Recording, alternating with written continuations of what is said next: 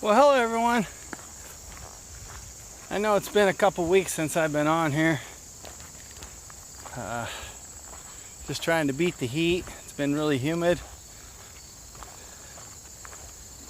We got some rain yesterday. I don't think it'll cool things down any. It'll just make it more humid. I didn't know this, but corn sweats. And of course I'm here in Iowa in the corn belt. So when it gets hot, the corn sweats. And they can sweat up to 4 cups. Each stalk can sweat up to 4 cups of water a day, which makes it really humid. And when it's humid and hot, it's miserable. Anyhow, I just been trying to fight the heat. Been milking my cow, feeding my pigs, running them plenty of water, so they got nice cool water to drink, and I give them a mud bath, let them have a water hole to wade in, lay in, cool themselves off. Yeah, I recorded a video last night, tried uploading it, and it didn't work out. Reason being is I got a new camera. My wife had some gift cards, reward gift cards from her Shields card that she uses. Shields is a sporting goods store. Well, they sell clothing, shoes, sports is a sports store. They sell guns, sell you name it, they sell it anyhow. So my wife decided to buy me a new GoPro. My old one, of course, is in sad shape. That's why I've been recording with my phone. That's what I'm recording with now, is my phone. But anyhow, I recorded a video last night and it didn't turn out because my phone's not compatible with the GoPro 12, because it records in 4K, and I can upload.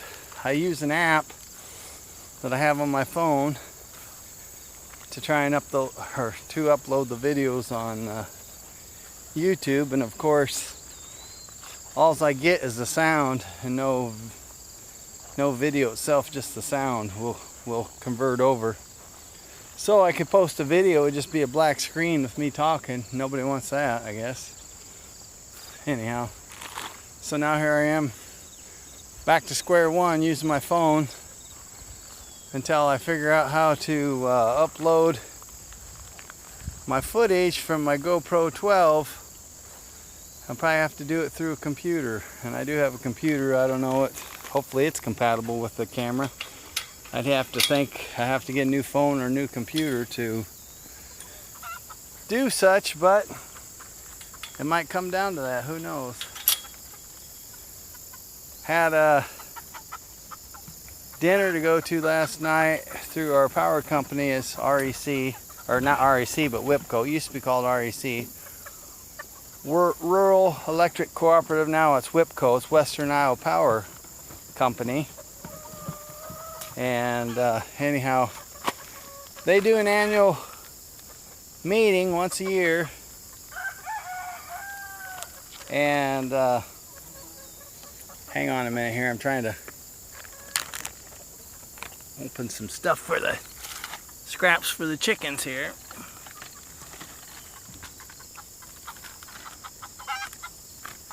Anyhow, they have their annual meeting.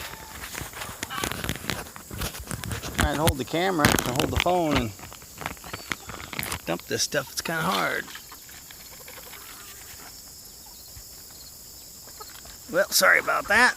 Anyhow, they have an annual meeting and they have a nice supper. It's smoked pork chops, coleslaw, baked beans, potato salad, dinner rolls. They have cups of ice cream. They have the orange sherbet ice cream, chocolate, vanilla, and strawberry. And then they also have tea and lemonade and water to drink. And I was thinking they had coffee before, but I don't pay attention if there's coffee there or not last night. And then if you bring your kids, they do have hot dogs and chips for the kids. But last night we had a storm come in about the time that was starting, and so the turnout wasn't very good. Usually the community building is just full of people and you have troubles finding parking spots, but not yesterday. That storm come in right when that was starting at 5 o'clock, the dinner. There was just only a handful of people really when I was there. But I went and ate. I usually stay for the whole thing and listen to the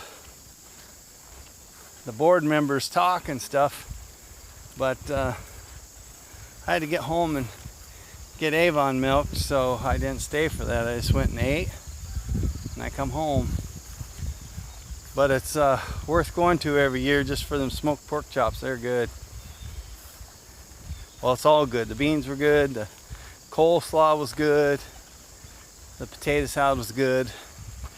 Some people know how to make that stuff and some people don't, but this catering that does this every year, they have the same thing every year. It's good coleslaw, it's good potato salad. And baked beans, rather. It's all good. So it's well worth going to, even if there is a rainstorm. Anyhow, I got my milker going this morning. I've been working on that. Had to buy a bunch of plumbing pieces. Of course, my son was helping me out and he told me what to get the other day. I was at the store. He told me the pieces that I needed, so I got them, and then they're the wrong size. And so I dug around because I got junk laying around.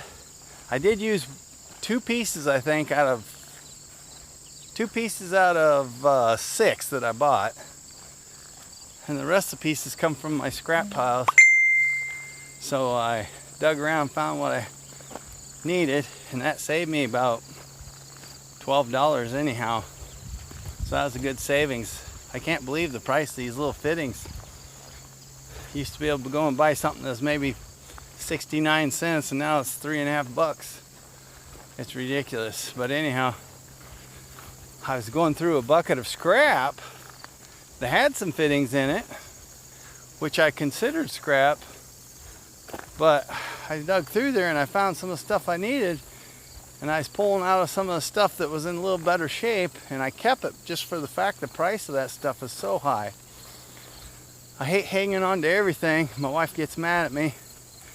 Why do you hang on to that stuff? Because I might need it. Might be 10 years down the road, but I might need it. And I've had this bucket of scrap for a long time, and lo and behold, I happen to have what I needed in it. Thank goodness. Well, I did go to Baumgart's and return them plumbing pieces that I had bought that I didn't need because they're the wrong size.